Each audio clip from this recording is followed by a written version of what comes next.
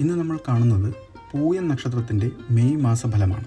ജ്യോതിഷശാസ്ത്രത്തിൽ ഓരോ നക്ഷത്രത്തിനും അതിൻ്റേതായ സവിശേഷതകളുണ്ട്. 27 നക്ഷത്രങ്ങളിൽ 8ാമത്തേതാണ് പൂയം നക്ഷത്രം. ഇത് കർക്കിടകൻ രാശിയിൽ 3°20 മുതൽ 16°40 വരെ വ്യാപിച്ചു കിടക്കുന്നു.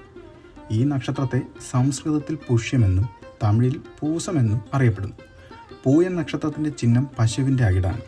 ഇത് പോഷണം, സമൃദ്ധി, ഫലഭൂയിഷ്ഠത എന്നിവയെ സൂചിപ്പിക്കുന്നു. ഈ നക്ഷത്രത്തിൻ്റെ അധിപൻ ശനിയാണ്. ദേവത ബൃഹസ്പതിയാണ്. ബൃഹസ്പതി വിജ്ഞാനം, വിവേകം, ആത്മീയത എന്നിവയെ പ്രതിനിധീകരിക്കുന്നു. അതേസമയം ശനി അച്ചടക്കം, കഠിനാധ്വാനം, ഉത്തരവാദിത്തം എന്നിവയെ സൂചിപ്പിക്കുന്നുണ്ട്. അബദ്ധത്തിൽ പൂയം നക്ഷത്രത്തിൽ ജനിച്ച വ്യക്തികളിൽ പോഷണത്തിൻ്റെയും ഉത്തരവാദിത്തത്തിൻ്റെയും സന്തുലിതമായ സ്വഭാവം കാണാൻ കഴിയും. ബൃഹസ്പതിയുടെ വിജ്ഞാനവും ശനിയുടെ അച്ചടക്കവും അവരുടെ ജീവിതത്തെ നയിക്കാനും സാധ്യതയുണ്ട്. 2025 മെയ് മാസത്തിൽ നിരവധി പ്രധാന ഗ്രഹമാറ്റങ്ങൾ സംഭവിക്കുന്നു. ബുധൻ മെയ് 7 മേടൻ രാശിയിലേക്ക് മാറുകയും പിന്നീട് മെയ് 23 ഇടവൻ രാശിയിലേക്ക് സംക്രമിക്കുകയും ചെയ്യുന്നു. സൂര്യൻ മെയ് 14 ഇടവൻ രാശിയിലേക്ക് സംക്രമിക്കുന്നു. വ്യാഴം മെയ് 15 മിഥുനൻ രാശിയിലേക്ക് മാറുന്നു. രാഹു മെയ് 18 കുംഭൻ രാശിയിലേക്കും കേതു ചിങ്ങൻ രാശിയിലേക്കും മാറുന്നു.